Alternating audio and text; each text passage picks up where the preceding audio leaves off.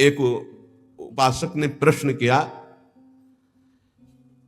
कि हम कभी ये जपते हैं, कभी ये जपते हैं, कभी इनकी सेवा करते हैं, कभी इनकी सेवा करते हैं, बड़ा मन चंचल और दुविधा में फंसा रहता है, क्या करूं? तो यहां पहला भक्ति का लक्षण है श्री गुरु चरणों का आश्रय लेना। श्री गुरु चरण पादाश्रया। जब हम गुरुदेव के चरणों का आश्रय ले लेते हैं तो ये प्रश्न ही नहीं बनता जो वो प्रश्न कर रहे थे। ये प्रश्न उन्हीं का बनता है जो मनमुखी चाल चल रहे हैं। गुरुमुखी में ये प्रश्न नहीं। बोलो जितने गुरुमुखी हो तुम्हें प्रश्न है कि मुझे क्या करना है क्या नहीं करना। तुम्हें पता होगा मुझे किसकी उपासना करनी हो, कैसे करनी है। अगर इतना पता नहीं तो गुरुमुख नहीं हो, कंठी बंधवा लिए हो, अभी गुरुमुख नहीं हुए तुम। गुरुमुख वही जिसका समाधान हो चुका है। क्या समाधान? मेरे आराध्य देव श्री प्रिया प्रीतम, उनकी उपासना ये पूरा पता है। अब उसमें कोई मिलावट की जरूरत नहीं। इसलिए भक्ति के प्रथम अंग का श्री गुरु चरणों का आश्रय, यहां से प्रारंभ ही होती है। असली भक्ति का स्वरूप यहीं से प्रारंभ होता है, गुरु चरण आश्रित। एक बहुत प्रवीण बुद्धि के उन्होंने कहा कि अगर हम अव्यक्त को गुरु बना लेते हैं तो व्यक्त गुरु बनाने की जरूरत क्या है? पकड़ो, अव्यक्त वाणी चल रही, यहां वाणी है अव्यक्त, पकड़ो उसको, पकड़ के दिखाओ। नहीं, आप नहीं पकड़ पाएंगे। तो वही अव्यक्त सत्ता व्यक्त गुरुदेव के रूप में, गुरु साक्षात पर ब्रह्म, और वही उपदेश देने के लिए आती है। अव्यक्त आके तुम्हें डांटेगा नहीं। अगर अव्यक्त गुरु की बात माननी है तो सब लोग शांत होकर अपने हृदय में देखो। जब तुम गलत करना चाहते हो, अव्यक्त गुरुदेव तुम्हें उपदेश देते हैं, मानते हो तुम उनकी बात? देखो ना, अंदर आता गलत है, नहीं करना, मानते हो बात? और व्यक्त गुरुदेव धज्जियां उड़ा देंगे तुम्हारी। अगर जरा भी तुम आश्रय छोड़ के भाग गए तो बात अलग है। जरा भी आश्रय लिए तो तुम्हें सुधरना पड़ेगा। आज नहीं तो कल, कल नहीं तो परसों तुम्हें भगवत प्राप्ति होगी, पक्का होगी, क्योंकि गुरु की नजर पड़ चुकी है। अब तुम्हें विकार परास्त नहीं कर सकते। श्री गुरु चरणों का आश्रय लेना पहला। दूसरा, श्री गुरु चरणारविंद के आश्रित होकर उनसे मंत्र दीक्षा लेकर इष्ट से संबंध का परिचय जानना। गुरुदेव से मंत्र दीक्षा लेकर इष्ट से संबंध का परिचय जानना। आपको पता है आपका क्या संबंध है? पता होगा आपका अपने इष्ट से क्या संबंध है? पता है? भाव संबंध को गुरुदेव जो प्रदान करते हैं वो तो पता ही होगा कि आपका आपके इष्ट से क्या संबंध है। नहीं है? हाँ, ये अंदर का विषय है। अपने इष्ट से क्या संबंध है ये आपको पता होना चाहिए। गुरु मंत्र दीक्षा और इष्ट संबंध भक्ति के 64 अंगों में दूसरा। पहला है, सबसे पहला गुरु आश्रय। एक आए थे बहुत ज्ञानी जी, बहुत बड़े ज्ञानी जी। वो, मुझे मोह क्यों है? भ्रम हो गया है। ये भ्रम क्यों है? क्योंकि अज्ञान है। यह ज्ञान क्यों है? क्योंकि आप स्वीकार किए। ये आप कौन है? ब्रह्म है। ये ब्रह्म कैसे है? वह किसके चेला हो? गुरु बनाया किसी को? ने बनाने की चेष्टा की थी, किसी का नाम लिया, बोले बनाया तो किसी को नहीं, तो उनका कुछ नहीं हो तुम। वह क्यों है? माथे में तिलक लगाया, कोई प्रश्नवाचक चिन्ह का नहीं, देख के ही पता चल जाएगा कि संप्रदाय के हो। नहीं चल रहे, क्यों संप्रदाय के हो? नहीं, आप किस संप्रदाय के? बोले क्यों? किसके चेला हो? बोले क्यों के। तो ऐसे एक प्रश्नवाचक चिन्ह नहीं होता। तिलक लगाया कोई प्रश्नवाचक चिन्ह का, दूर से पता, दूर से डर जाएगा लोग, कौन संप्रदाय, बोले क्यों वाला है। बच्चों, इसका समाधान नहीं है। क्यों क्यों क्यों? इसका उत्तर क्या है? आप बोलो इसका उत्तर क्या है? तो गुरु पादाश्रया पहला, और दूसरा है गुरु से मंत्र की दीक्षा और इष्ट संबंध। हर उपासक को पता होना चाहिए हमारा इष्ट से क्या संबंध है। तीसरा, विश्वास पूर्वक गुरु चरणों के आश्रित होकर उनकी सेवा करना। गुरु चरणों की सेवा करना। आज्ञा समन सो साहिब सेवा, गुरु की आज्ञा पे चलना। गुरु सेवा तज करें जबान, यह है अधर्म, यह है सब हानि कान न रस कर बेरा है। देखो, एक बात तो इतना समझ ही लो कि तुम मानो चाहे ना मानो, गुरु जी जो है वो भगवान ही है, दूसरा नहीं है। जितने भी गुरुदेव है सब भगवान है। और जब आप गुरुदेव से कोई भी कपट या छुपाव करोगे तो गुरुदेव के पास एक दृष्टि होती है। जैसे ऐसे देखो ना, तो टेलीविजन में सब नहीं दिखाई देता, जो चैनल लगा वो चल पड़ता है, ऐसे चल पड़ता है, हर चैनल चल पड़ता है। तब हंसी आती है। कितने बच्चे हो तुम, क्या समझते हो तुम? गुरु को मनुष्य मानते हो? कभी ऐसा, हम सबसे हाथ जोड़कर प्रार्थना करते हैं, एक घर ऐसा रखो जहां सत्य की व्यवहार वृत्ति हो। गुरुदेव, माफ हो जाएगा, सब माफ हो जाएगा, हमारी बात मान लेना। तुमने ऐसा किया जी, तो तुम्हें दंड भोगना पड़ेगा जी। कोई छुपाव नहीं, कोई कपट नहीं, कोई मत डरो, गुरु से सत्य व्यवहार करो, यह सबसे बड़ी गुरु सेवा है। नहीं, गुरु ते कपट मित्र ते चोरी, या हो निर्धन या हो कोढ़ी, ये हम संतों की भाषा कह रहे हैं। कुष्ठ रोग से ग्रसित हो जाता है आगे चलकर जो गुरु से छल कपट करता है, ध्यान रखना। निर्धनता, भजनहीनता, ये सब उसके जीवन में आ जाएगी। ये सब 2 मिनट का काम, माया का 2 मिनट का काम है ये। फूलो मत, भूलो मत, सावधान। जिन्होंने मंत्र दिया है, जिन्होंने अपना जीवन दे दिया है, उनके तुम लाड़िले हो, तुम्हारा अमंगल करेंगे। तुम्हें डरना है इस बात से केवल कि हमसे कोई त्रुटि ना हो जाए। गुरु जी हमें डांटेंगे या फटकारेंगे या मारेंगे तो हमारा जीवन कृतकृत्य हो जाएगा। सच्ची मानिए, अभी मारा ही नहीं पड़ी इसीलिए तुम बहक रहे हो। एक बार माया की मार तो बहुत खा चुके हो तुम, एक बार गुरु की पड़ जाएगी चपत तो जीवन ठीक हो जाएगा, पक्का समझ लो। जिस दिन गुरु करुणा करके एक चपत मार देंगे, उस दिन से माया मारना बंद कर देगी, पक्का समझ लेना। वो बड़े भाग्यशाली हैं जिनको गुरु की डांट और चपत लगती है। मनमानी आचरण करके ऐसा मत करना कि अब चपत खानी ही है कुछ ऐसा करे कि नाराज हो जाए तो फिर दिन भर नाराज ही बने रहेंगे, इतने हैं। अगर हमसे कोई गलती होती है और गुरु हम पर नाराज होते हैं, चपत मार देते हैं, तो माया की चपत से मुक्त हो जाओगे, पक्का। डरना नहीं, डरो इस बात से कि कहीं हमारे और गुरु के संबंध में कोई बीच में ना आ जाए, बस ये बात, कहीं दरार ना पड़ जाए। और जो डर होता है वो माया जनित, हम डरते नहीं। नरसिंह भगवान से सब डर रहे थे, प्रहलाद जी डरे क्या? दौड़ के गोद में, हमारे गुरुदेव है, हमारे माता पिता है, हमारे मित्र हैं, हमारे प्रीतम है, हमारे स्वामी, यही सब है। तुम्हें माता च पिता तुम्हें, तुम्हें बंधुश्च सखा तुम्हें। तो गुरुदेव के प्रति निष्कपट निश्चल भाव रखना, इससे बड़ी कोई सेवा नहीं है। विश्वास पूर्वक गुरुदेव के चरणों की सेवा करना 64 भक्ति अंगों में, ये 3 तो केवल गुरुदेव में है। गुरुदेव के चरणों का आश्रय, गुरुदेव से प्रभु के मंत्र की दीक्षा और प्रभु से संबंध की जानकारी, तुम्हारा ये संबंध प्रभु से, विश्वास पूर्वक गुरु चरणों की सेवा तीसरा। चौथा, जिस मार्ग में बड़े बड़े महापुरुष चले आए हैं उसी मार्ग का अवलंबन लेना। कोई नया स्थापित मार्ग नहीं, आचार्य परंपरा से होना चाहिए। लाखों इस परंपरा में सिद्ध रसिक हो गए हैं, लाखों, एक दो नहीं, लाखों, जो भगवत प्रेम में मत वाले। ये जो हमारी वैष्णव परंपरा है वो 4 संप्रदाय है। इसके अलावा ये निकुंज की जो उपासना है ये अलग है। जो 4 संप्रदाय हैं उसमें श्री जी की, लालजू की सम्यक उपासना है, पर श्री जी के चरणारविंद की ठसक से जो निकुंज की उपासना है, वृंदावनाधीश्वरी की, ये निकुंज से आई हुई सखियां हैं जो आचार्य रूप में आकर के इस रस को प्रदान करती है। बड़े बड़े महाभागवतों द्वारा परिग्रहित मार्ग का ही अवलंबन करना, ऐसी जगह कभी ना जुड़े जहां आचार्य परंपरा ना हो। ध्यान रखो, परंपरा देखनी चाहिए, आचार्य परंपरा देखनी चाहिए। यहां राधा वैष्णव संप्रदाय करता आचार्यो राधा मंत्रदा सदगुरुश्च मंत्रो राधा यश्च सर्वात्मनैवं वंदे राधा पाद पद्म प्रधानम सीत हरिवंशम। 5वां, गुरुदेव से भागवत संबंध में पूर्ण जानकारी होनी चाहिए। भागवत धर्म हमारा क्या है, जिस धर्म में हम दीक्षित हुए, हमारा कर्तव्य क्या है, हमारा लक्ष्य क्या है, हमारी दिनचर्या क्या होनी चाहिए। 6वां, अपने आराध्य देव की प्राप्ति के लिए भोगों का त्याग कर देना। जैसे कल एक भगवत पार्षद स्वरूप वो कह रहे थे कि कहीं कहीं हमको प्याज लहसुन बना भोजन मिल जाता है तो हम पा लेते हैं, तो अपराध तो नहीं। हमने कहा अपराध की बात तो अलग रही, लेकिन आप अपने स्वरूप को तो देखिए, आप कौन हैं।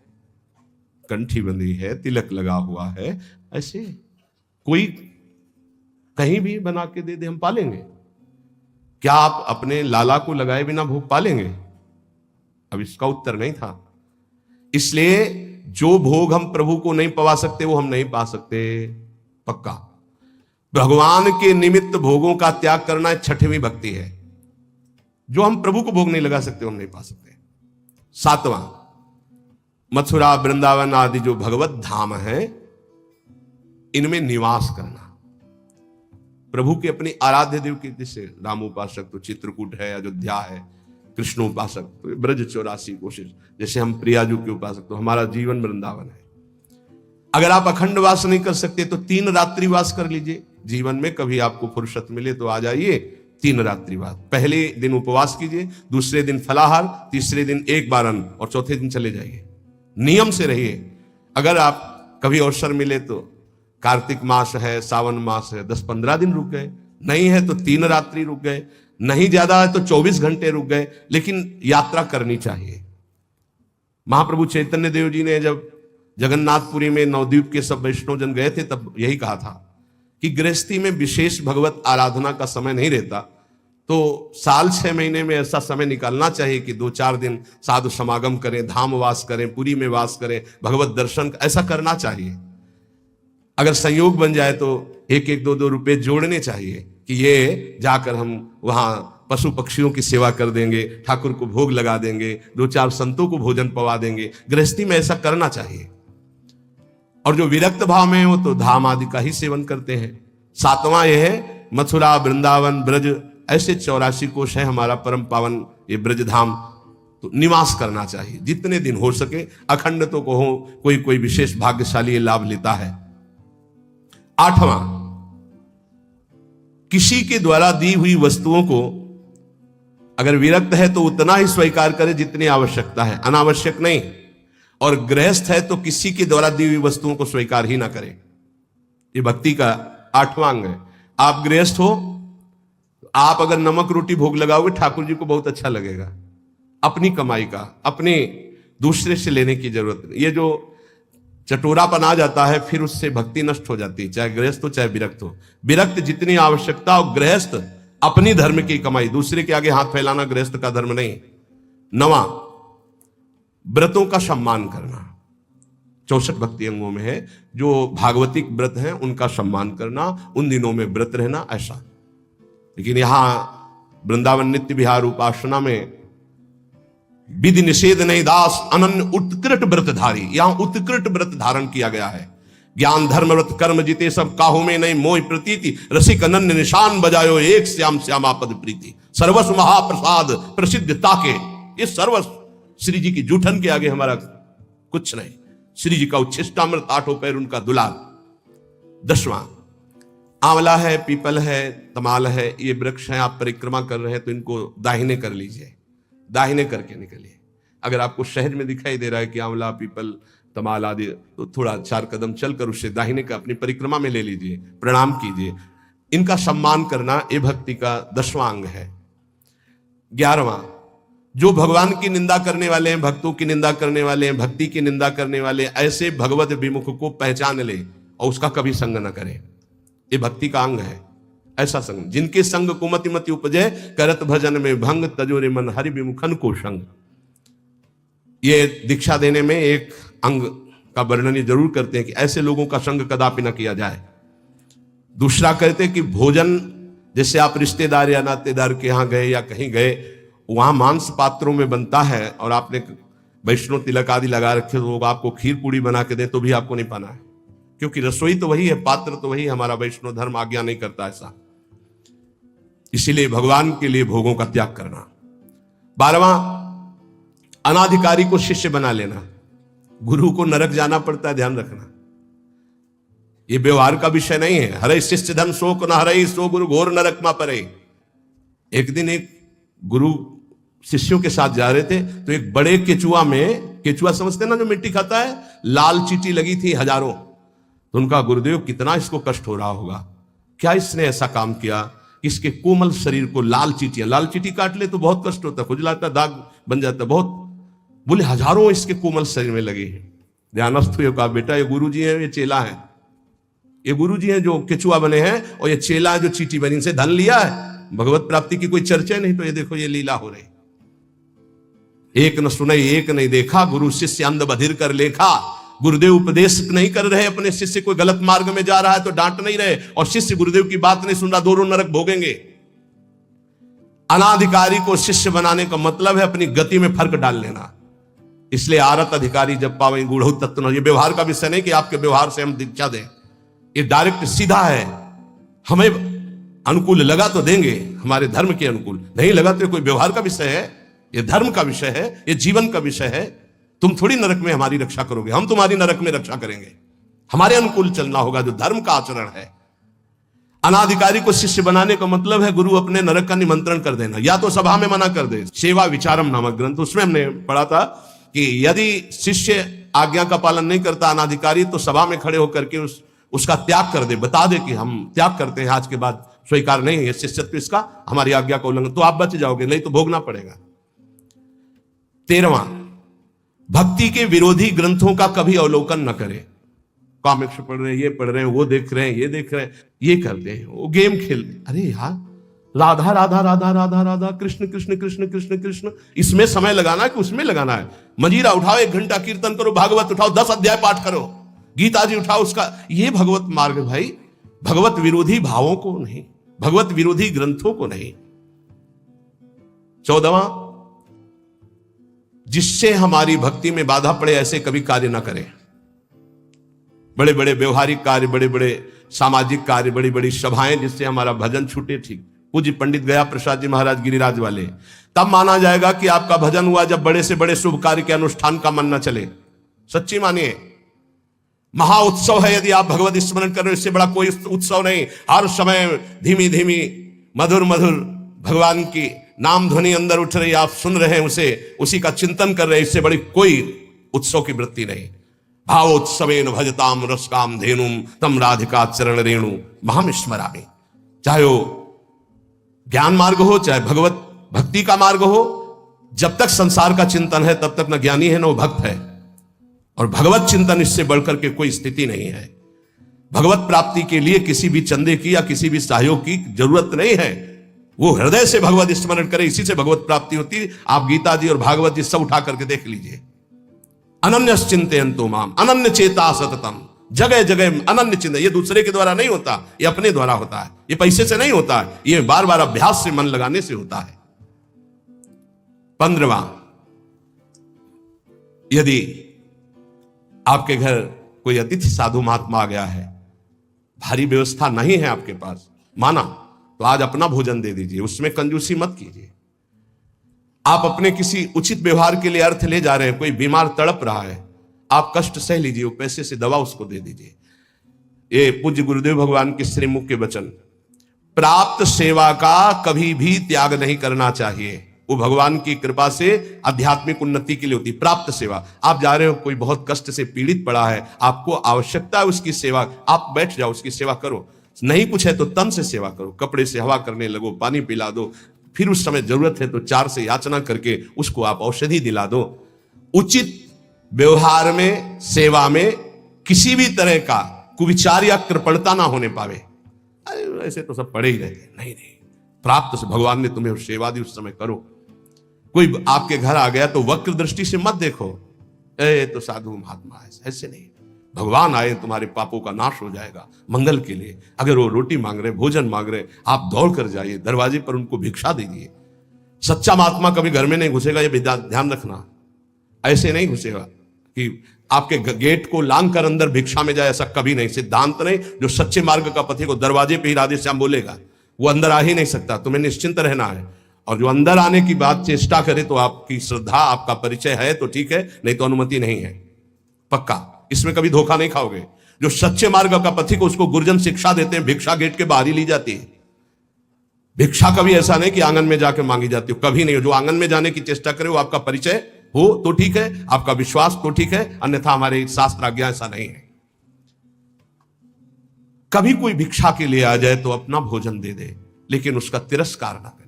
अगर आप में इतनी भी श्रद्धा नहीं तो 2 बातें तो कर ही सकते हैं।